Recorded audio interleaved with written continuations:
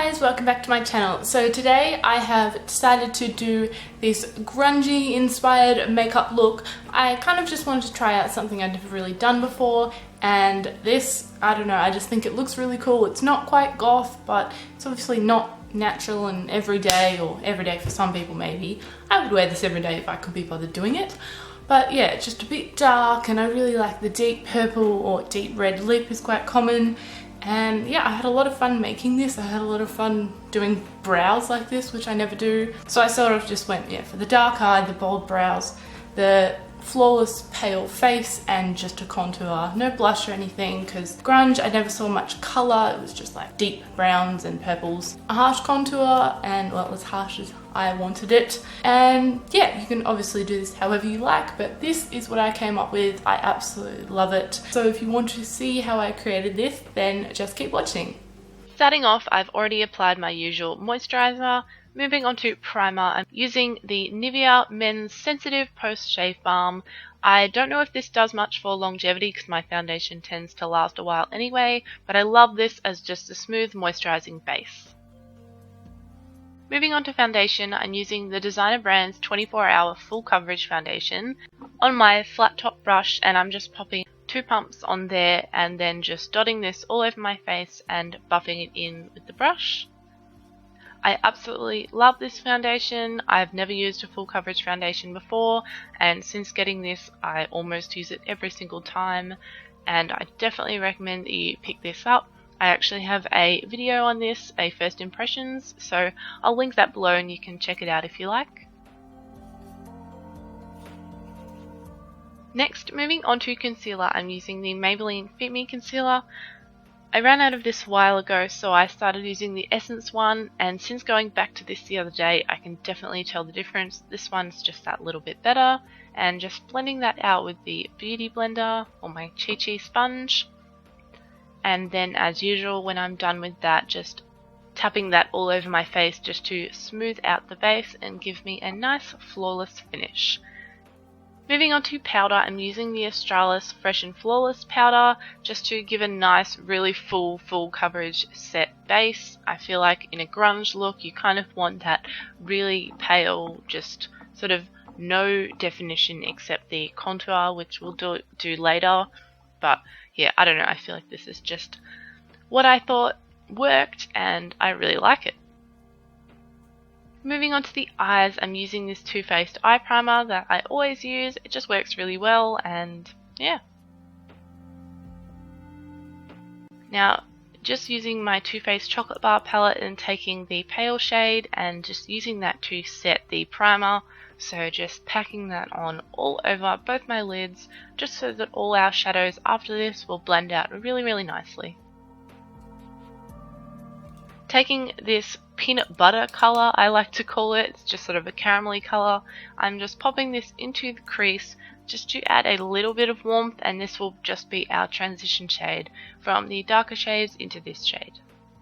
So just buff that right in just until you're happy with the colour.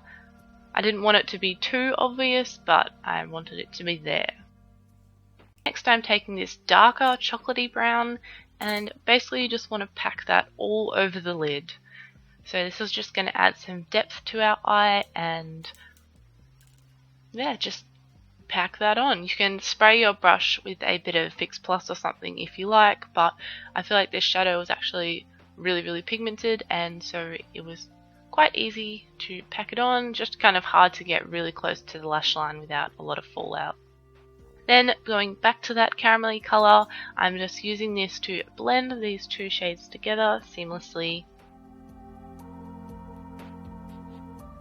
Moving back into that chocolate brown, I am just dragging this under the lower lash line and really smoking that out.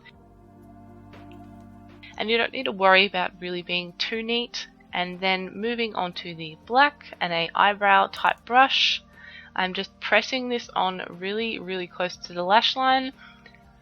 I could have used a pencil liner for this, but I didn't have one that was sharp enough or soft enough, and so yeah, I'm just sort of lining my lash line, and I did a small wing, just pressing it on.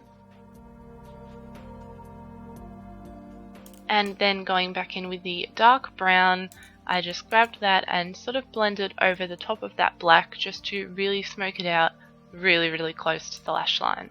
I feel like this just adds a really nice layer of depth and makes it feel really grungy, and I don't know, I liked how this looked.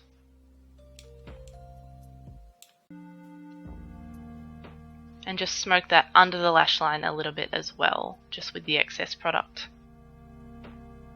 Then you just want to keep on blending so it's all nice and seamless, but not too neat. And then get a clean brush and blend those edges a little bit. Next, going in with this e.l.f. gel liner, I'm just going to be popping on a little bit at a time and so it doesn't dry. This is where I would have liked to use a creamy pencil liner, but I didn't have one.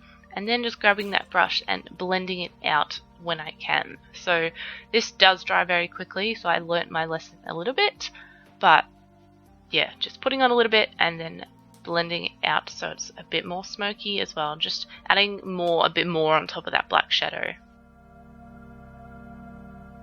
And sorry about this part, I didn't realize how close I was to the mirror, so the whole wing is basically done right in this very corner, so I've cut most of it out.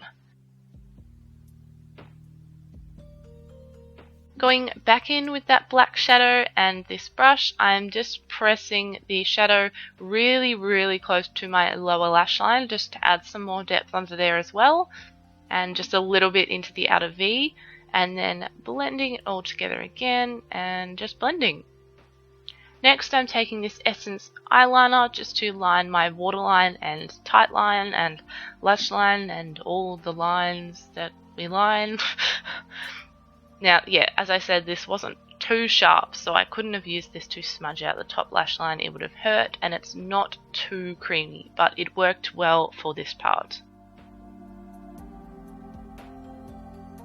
Next, moving on to mascara, I finally used a new mascara. This is the Bourjois Voluminous Mascara. I'm not sure what exactly it was called, but I actually really like this, and I feel like it was perfect for the look because it was very voluminous, whereas my other ones are mostly just lengthening and defining.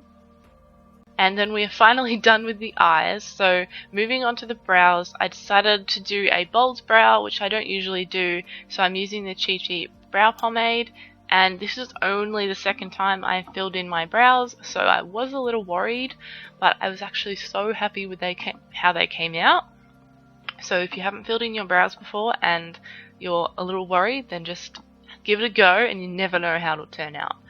So basically, I'm not really going to tell you how to do this part because I just literally copied exactly what I see in YouTube videos, which is doing a line at the top and the line at the bottom, filling it in, and then doing the tail. And I also attempted to fade out the beginning of the brow. I think it turned out pretty good for sort of my first real time, but I don't know, you make your own decision. But yeah, I felt like with this look a bold brow was just really necessary. It would have looked a bit odd with just my normal brow, and I just think it really added to the look.